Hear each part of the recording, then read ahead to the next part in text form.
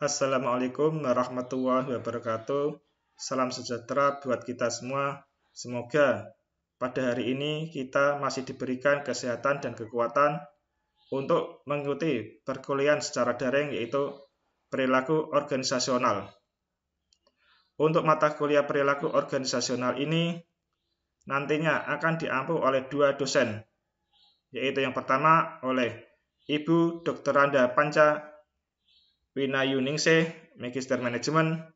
Yang kedua oleh Bapak Ahmad Solikin, SEMM. Kontrak kuliah pada semester 3 ini kita akan melakukan 12 kali pertemuan secara daring, yaitu yang mana pada pertemuan pertama sampai dengan UTS nanti akan saya sampaikan, sedangkan pertemuan setelah UTS sampai dengan UAS akan disampaikan oleh Ibu Panca. Mata kuliah perilaku organisasional pada kelas C ini nantinya akan kita bagi menjadi 12 kelompok, karena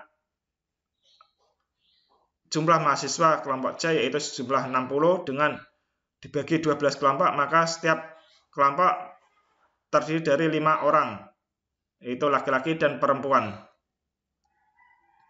Untuk tugas-tugas atau penilaian dalam mata kuliah perilaku organisasional ini, yaitu dari segi absensi, bahwasanya setiap mahasiswa harus aktif mengikuti perkuliahan secara daring ini lewat aplikasi Sunan. Absensi ini mempunyai bobot sebesar 10%. Selain itu juga dari tugas kecil atau tugas individu. Tugas individu ini bobot penilaiannya yaitu 20%. Selanjutnya UAS. Bobot penilaian 20%. UTS 20%, UAS dengan bobot 30%. Selain itu juga kami akan melakukan penilaian secara kelompok. Kelompok ini dengan bobot 20%. Buku-buku referensi yang dapat menjadi acuan teman-teman mahasiswa yaitu pengarang. 1. Pengarang Stephen B. Robin tahun 2015. Buku yang berjudul Organizational Behavior. Yang kedua, pengarang Robert A. Baron and Gerald Greenberg tahun 1990. Buku yang berjudul Behavior and Organizational. Yang ketiga, pengarang Kate Davis. Buku yang berjudul Organizational Behavior. Keempat, Ivan Govic.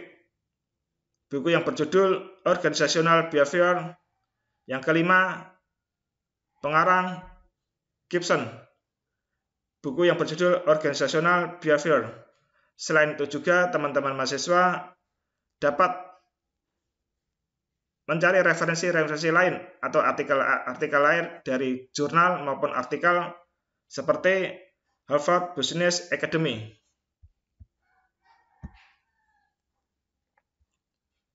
Untuk perkuliahan pada pertama kali ini yaitu kita akan membahas tentang konflik. Konflik, setiap manusia dapat mengambil konflik, baik itu konflik dalam lingkungan keluarga, konflik dengan lingkungan masyarakat, maupun konflik dalam suatu organisasi. Yang kita bahas konflik kali ini yaitu konflik dalam suatu organisasi, baik itu oleh organisasi pemerintah maupun organisasi swasta atau perusahaan. Pengertian konflik yang dikatakan oleh Dutch dalam La Monica 1998 yaitu mengatakan bahwa konflik sebagai suatu perselisihan atau perjuangan yang timbul bila keseimbangan antara perasaan, pikiran, hasrat, dan perilaku seseorang terancam. Selain itu juga konflik dapat berarti suatu proses yang bermula ketika satu pihak menganggap pihak lain secara negatif mempengaruhi atau akan secara negatif mempengaruhi sesuatu yang menjadi kepedulian pihak pertama. Pandangan tentang konflik. Pandangan tentang konflik ini yaitu yang pertama, pandangan secara tradisional. Pandangan tentang konflik secara pandangan tradisional yaitu menyatakan bahwa konflik harus dihindari karena akan menimbulkan kerugian. Aliran ini juga memandang konflik sebagai sesuatu yang buruk, tidak menguntungkan dan selalu merugikan organisasi. Oleh karena itu, konflik harus dicegah dan dihindari sebisa mungkin dengan mencari akar permasalahannya. Yang kedua, pandangan tentang konflik yaitu pandangan hubungan kemanusiaan. Pandangan hubungan kemanusiaan ini dari aliran behavioral ini menyatakan bahwa konflik merupakan sesuatu yang wajar, alamiah, dan tidak terelakkan dalam setiap kelompok manusia. Konflik tidak selalu buruk, karena memiliki potensi kekuatan yang positif di dalam menentukan kinerja kelompok. Konflik tidak selamanya merugikan, bahkan bisa menguntungkan. Yang oleh karena itu, konflik harus dikelola dengan baik. Yang selanjutnya, pandangan tentang konflik yang ketiga, yaitu pandangan interaksionis. Pandangan interaksionis ini menyatakan bahwa konflik bukan sekedar sesuatu kekuatan positif dalam suatu organisasi, melainkan juga mutlak perlu untuk suatu kelompok agar dapat berkinerja positif. Oleh karena itu, konflik harus diciptakan. Pandangan ini didasari keyakinan bahwa organisasi yang tenang, harmonis, damai ini justru akan membuat organisasi menjadi statis, stagnan, dan tidak inovatif. Dampaknya adalah kinerja suatu organisasi menjadi rendah.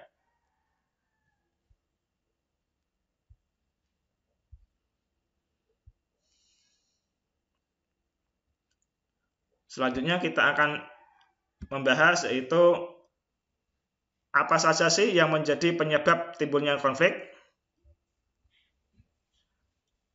Konflik dapat terjadi beberapa faktor penyebab timbulnya konflik, yaitu yang pertama, komunikasi, yaitu gangguan saluran komunikasi. Di sini diartikan bahwasanya pegawai dalam suatu organisasi itu dalam berkomunikasi kadang timbul gangguan saluran komunikasi, baik komunikasi secara lisan maupun secara tertulis. Komunikasi pegawai dengan atasannya, pegawai dengan bawahannya maupun antar sesama pegawai, baik itu dalam divisi atau bidangnya maupun lintas divisi atau lintas bidang. Yang kedua, struktur, yaitu ukuran kelompok, derajat spesialisasi. Yang ketiga, variabel pribadi, yaitu sistem nilai yang dimiliki individu, karakteristik kepribadian.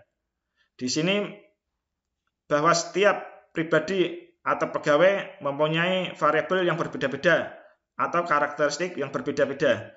Dengan adanya karakteristik ini, maka akan dapat menimbulkan faktor penyebab konflik. Ini dikatakan atau menurut Robin tahun 1996.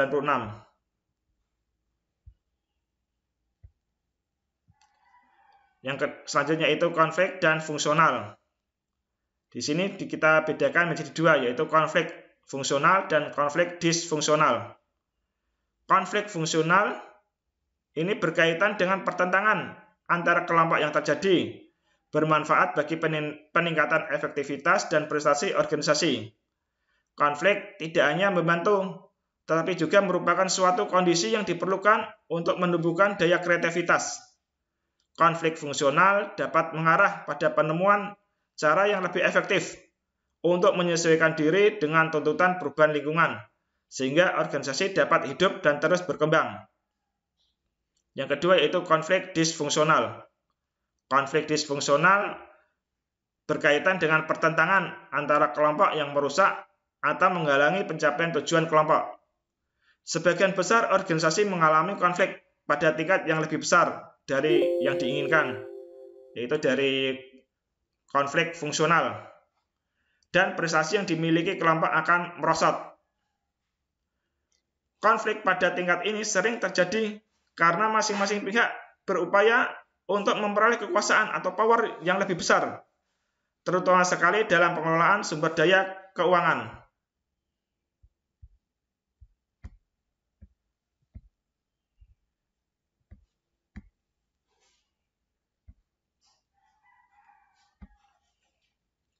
Proses konflik.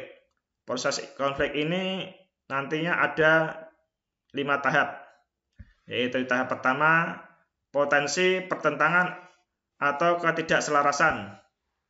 Tahap kedua, kognisi dan personalisasi. Tahap ketiga yaitu maksud. Tahap keempat yaitu perilaku, dan tahap kelima yaitu akibat. Kita memasuki proses konflik tahap pertama, yaitu potensi pertentangan atau ketidakselarasan. Pada tahap pertama yaitu kondisi-kondisi pendahulu, yaitu yang seperti yang sudah saya sampaikan, yaitu komunikasi, struktur, dan variabel pribadi. Untuk tahap kedua yaitu kognisi dan personalisasi. Konflik yang dipersepsi. Yang kedua yaitu konflik yang dirasa. Ketiga, proses tahap 3. Maksud penanganan konflik ini yaitu bersaing, saling bekerja sama, berkompromi, menghindari, dan menampung. Tahap keempat yaitu perilaku. Perilaku ini yaitu konflik terbuka, perilaku satu pihak dan reaksi pihak lain. Pada akhirnya untuk tahap 5 yaitu akibat. Akibat dari kelompok 1, tahap 2, tahap 3, tahap 4 yaitu konflik dapat meningkatkan kinerja kelompok, yaitu konflik dalam segi positif dan menurunnya kinerja kelompok dari konflik dari segi negatif. Jenis-jenis konflik yaitu konflik yang pertama, konflik peranan yang terjadi dalam diri sendiri atau person role conflict, di mana peraturan yang berlaku tidak dapat diterima oleh seseorang, sehingga orang itu memilih untuk tidak melaksanakan sesuatu sesuai dengan peraturan yang berlaku. Ini mengandung maksud bahwasanya pegawai atau karyawan dalam suatu perusahaan tidak mau atau tidak dapat menerima peraturan-peraturan yang sudah ditetapkan oleh organisasi atau perusahaan tersebut. Sehingga dengan tidak melaksanakan peraturan itu maka akan terjadi konflik. Yang kedua, konflik antar peranan atau inter-role conflict, yaitu orang menghadapi persoalan karena ia menjabat 2 atau lebih fungsi yang saling bertentangan. Yang ketiga yaitu konflik yang timbul karena seseorang harus memenuhi harapan beberapa orang. Misalnya atasan harus dapat memenuhi keinginan beberapa stafnya. Karena ada keinginan atau harapan yang tidak dapat dipenuhi oleh atasan tersebut, maka dapat menimbulkan konflik. Sini yaitu jenis konflik intergender konflik. Yang keempat yaitu konflik yang timbul karena disampaikannya informasi yang saling bertentangan atau intragender konflik. Dengan jenis-jenis konflik tadi, kita akan melakukan pemecahan dalam masing-masing konflik tersebut. Yaitu yang pertama, person role conflict, yaitu meminta kesadaran seseorang untuk mentaati peraturan yang ada atau memerlukan kesetiaan pada organisasi. Di sini mengandung maksud bahwasanya setiap pegawai harus dapat mentaati dan setia pada organisasinya tersebut dengan aturan-aturan yang sudah ditetapkan.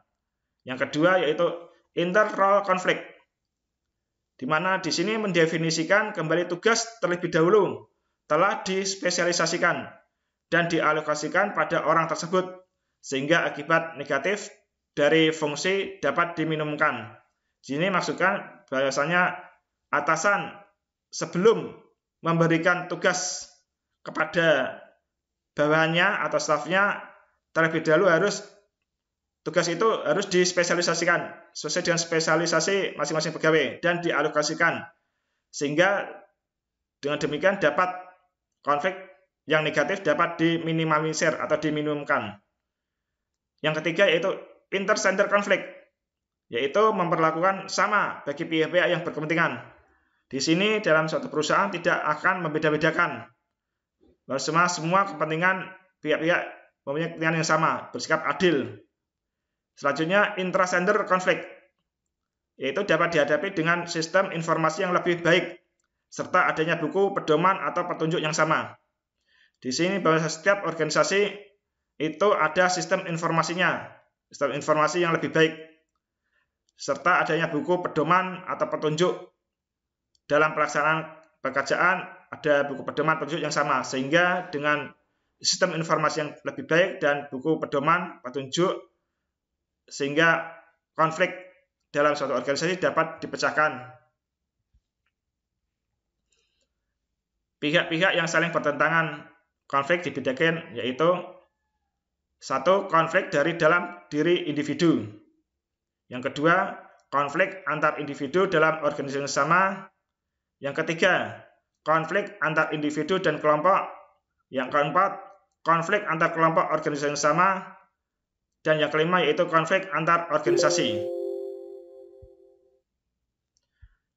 Seperti yang sudah saya terangkan dari yang awal, yaitu konflik ada dua, yaitu dari segi negatif dan segi positif. Konflik dari segi positif yaitu konflik dalam organisasi dan konflik dalam organisasi yang lain. Konflik dari segi positif dalam organisasi itu yaitu yang pertama, adanya penggantian pemimpin yang lebih berwibawa, penuh ide baru dan semangat baru. Di sini ada pemimpin yang membawa suasana ide baru, semangat baru dan penuh inovasi. Sehingga dengan adanya pemimpin yang penuh inovasi, yang penuh dengan ide-ide brilian, maka konflik dapat bersifat positif. Sehingga di sini juga ada perubahan tujuan organisasi. Yang ketiga yaitu pelembagaan konflik itu sendiri. Artinya konflik disalurkan agar tidak merusak susunan atau struktur organisasi. Yang kedua, konflik dengan organisasi yang lain. Yaitu yang pertama, lebih mempersatukan anggota organisasi. Di sini organisasi yang satu dengan organisasi yang lain, anggota-anggotanya dapat dipersatukan. Sehingga kalau anggota organisasi A dan organisasi B dapat disatukan, maka dapat konflik dari segi positif. Yang kedua yaitu mendatangkan kehidupan baru dalam hal tujuan serta nilai organisasi. Yang ketiga, lebih menyadarkan anggota terhadap strategi lawan. Di sini bahwasanya anggota organisasi A, dia sadar akan strategi lawan dari organisasi B. Dengan anggota organisasi A sadar strategi lawan, maka konflik ini dapat bersifat positif. Yaitu selanjutnya yang keempat yaitu sebagai suatu lembaga pengawasan masyarakat. Dengan adanya konflik dalam organisasi, maka ada pengawasan masyarakat. Dengan adanya pengawasan masyarakat ini, maka konflik dapat bersifat positif.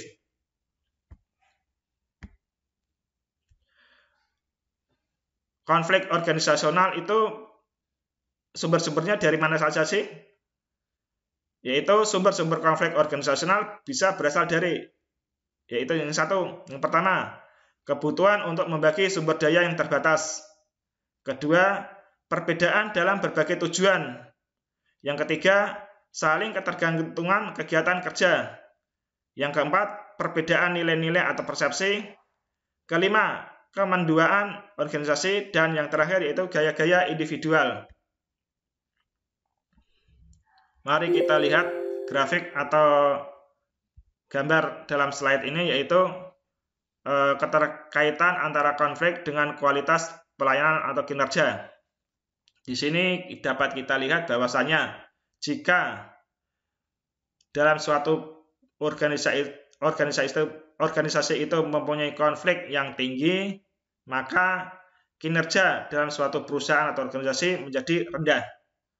Sebaliknya, apabila konflik dalam suatu organisasi itu rendah, maka kinerja dalam suatu organisasi perusahaan menjadi tinggi atau meningkat. Itu di pendapat disampaikan oleh Stephen Robin tahun 1996.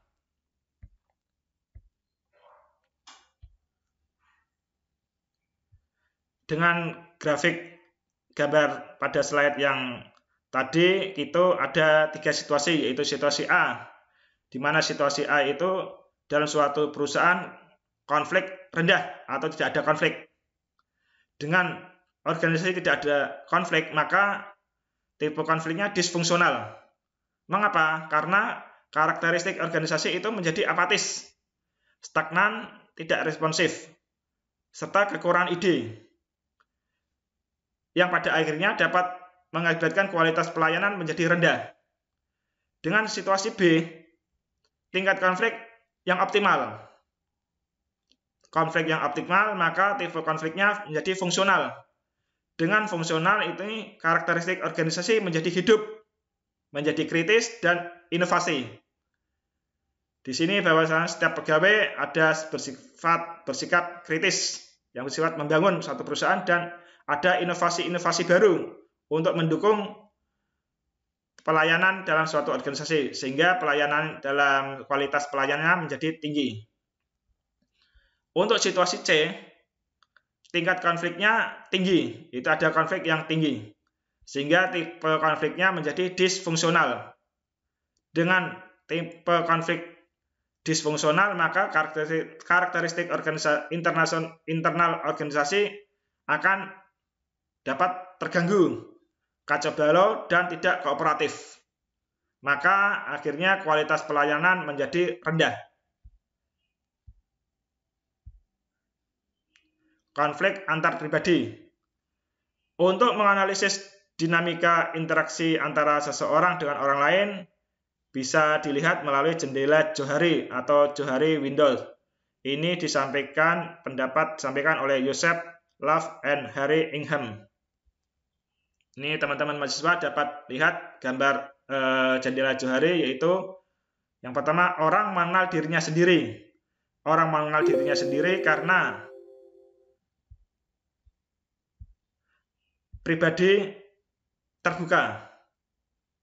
Dengan pribadi terbuka, maka dia akan mengenal dirinya sendiri. Kedua, pribadi yang tersembunyi.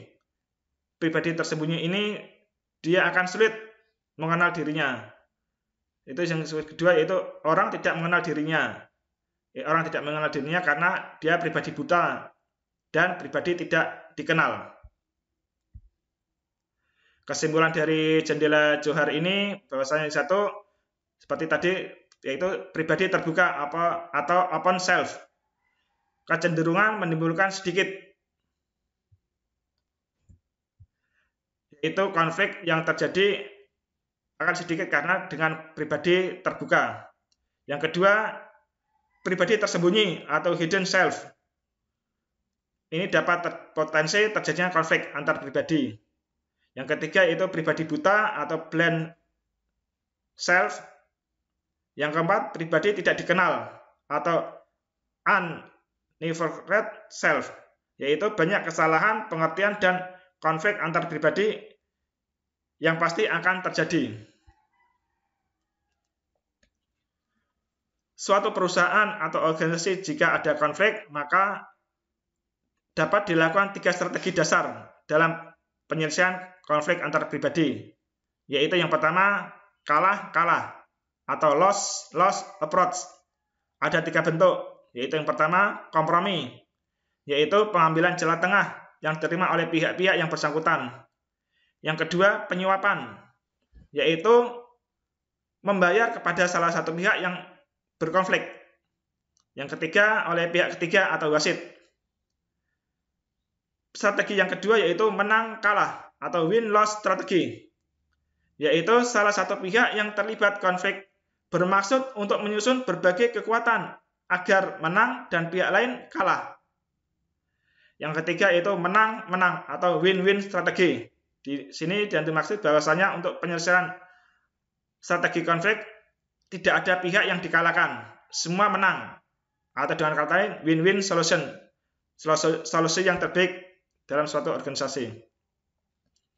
Penyebab konflik. Penyebab konflik ada dua, yaitu penyebab konflik organisasional dan penyebab konflik struktural. Penyebab konflik organisasional terdiri dari, yaitu karena tujuan-tujuan yang tidak sama. Yang kedua, alokasi sumber daya yang tidak sesuai. Yang ketiga, ketidaktepatan status dan perbedaan persepsi. Penyebab konflik struktural yaitu yang pertama, konflik hierarkis, yaitu konflik antar berbagai tingkatan organisasi. Yang kedua, konflik fungsional. Konflik fungsional ini dianggap bahwa terjadi pada departemen fungsional organisasi. Konflik lini staf dan konflik informal dan formal, formal-informal. Selanjutnya kita akan menjelaskan apa itu negosiasi. Negosiasi yaitu suatu proses penetapan keputusan secara bersama, di mana pihak-pihak yang terlibat memiliki preferensi yang berbeda. Negosiasi juga dapat berarti suatu cara untuk menetapkan keputusan yang dapat disepakati dan diterima oleh kedua belah pihak dan menyetujui apa dan bagaimana tindakan yang akan dilakukan di masa mendatang.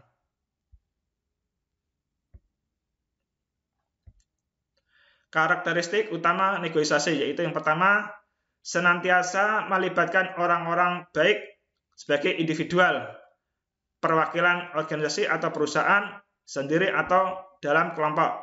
Yang kedua, memiliki ancaman terjadinya atau di dalamnya mengandung konflik yang terjadi mulai dari awal sampai terjadi kesepakatan dalam akhir negosiasi.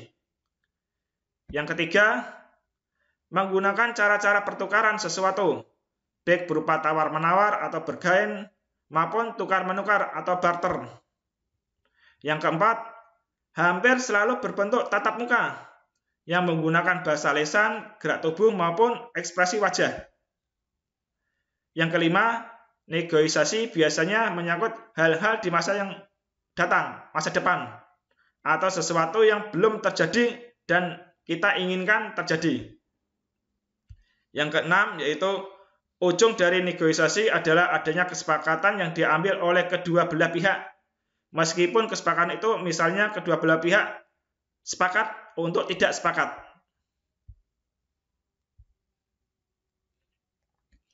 Dalam konteks organisasi, negosiasi dapat terjadi, yaitu antara dua orang, misalnya pada saat manajer dan bawahannya memutuskan tanggal penyelesaian proyek yang harus diselesaikan oleh bawahan. Di sini antara manajer dan bawahannya itu bernegosiasi untuk tanggal penyelesaian proyek. Kapan proyek ini dapat diselesaikan? Yaitu dengan cara negosiasi antara manajer dan bawahannya untuk tanggal penyelesaian proyek. Kedua, di dalam kelompok. Misalnya untuk mengambil keputusan kelompok atas suatu kasus. Yang ketiga, antar kelompok. Misalnya, bagian pembelian dengan pemasok dalam hal kesepakatan harga. Di sini pembelian dan pemasok itu bernegosiasi untuk kesepakatan harga. Berapa harga suatu produk yang ditawarkan. Selain itu juga negosiasi tentang kualitas produk yang ditawarkan. Pada akhirnya timbul negosiasi untuk tanggal penyerahan barang yang disepakati. Proses perundingan atau negosiasi, yaitu yang pertama persiapan dan perencanaan. Kedua, ketentuan aturan-aturan dasar Yang ketiga, penjelasan dan pembenaran. Keempat, tawar-menawar dan pemecahan masalah. Dan yang terakhir, penutup dan implementasi. Cara negosiasi atau berunding yaitu yang pertama, perkenalan. Yang kedua, peninjauan umum. Ketiga, latar belakang. Keempat, penjabaran pokok-pokok persoalan. Yang kelima, rundingan persoalan. Keenam, kompromi. Dan yang terakhir, penyelesaian taktik bernegosiasi. Dalam suatu organisasi itu untuk melakukan negosiasi ada taktiknya, yaitu menggunakan taktik agar dapat memperoleh hasil yang diinginkan. Taktik-taktik tersebut yang pertama, membuat agenda. Yang kedua, bluffing. Yang ketiga, membuat tenggat waktu atau deadline. Yang keempat, good guy, bad guy. Yang kelima, the art of concession. Dan yang terakhir adalah intimidasi. Demikian materi perkuliahan pada hari ini yang dapat saya sampaikan. Kesimpulannya yaitu bahwasanya setiap organisasi atau perusahaan baik swasta maupun pemerintah akan timbul suatu konflik. Konflik ini tidak melulu bersifat negatif. Konflik dapat bersifat positif. Dengan konflik bersifat positif, maka setiap karyawan mempunyai sifat yang kritis. Sifat kritis ini bersifat yang membangun perusahaan atau organisasi lebih maju. Juga ada timbulnya ide-ide atau inovasi yang baru, tidak monoton, sehingga konflik ini dapat bersifat positif. Selain itu juga konflik yang bersifat negatif ini pada dasarnya konflik yang akan sangat merugikan atau perusahaan, sehingga dengan adanya konflik yang negatif tujuan-tujuan perusahaan tidak dapat tercapai. Selanjutnya untuk negosiasi. Negosiasi ini adalah kompromi atau berunding dengan organisasi atau perusahaan satu dengan perusahaan yang lain. Dengan bernegosiasi ini akan dicapai kesepakatan. Misalnya untuk kesepakatan soal harga yang ditawarkan, dengan bernegosiasi ada kesepakatan harga. Selain itu juga kesepakatan soal kualitas barang yang ditawarkan. Dan pada akhirnya ada negosiasi kesepakatan untuk tanggal penyerahan barang tersebut. Demikian yang dapat saya sampaikan, teman-teman mahasiswa. Apabila dalam penyajian materi ini ada yang kurang jelas, dapat ditanyakan atau dapat kita diskusikan dalam forum WhatsApp grup kita, dan juga bisa melalui chat di aplikasi Sunan. Demikian yang dapat saya sampaikan, kurang lebihnya mohon maaf. Wassalamualaikum warahmatullahi wabarakatuh.